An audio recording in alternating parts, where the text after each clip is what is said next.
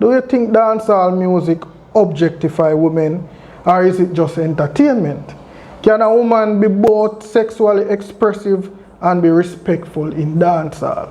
If a female artist sings expressive lyrics, she's too slack, but when a male does it, it is just the culture. Double standard. Double standard. The double standard, male artists can express sexuality, them dominance, them aggressiveness, them male ego, without getting backlash.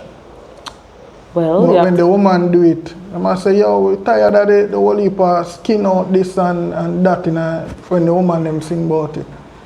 Is it that we just know say that man for? Remember now, we work by a patriarchal system, you know, where them have men as more dominant. So the things that men can get away with, most of the time a woman can get away with it.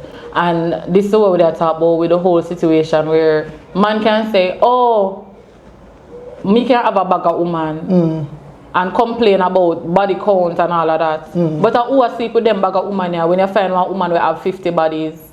I see a man them we are complaining. Open Chat Podcast.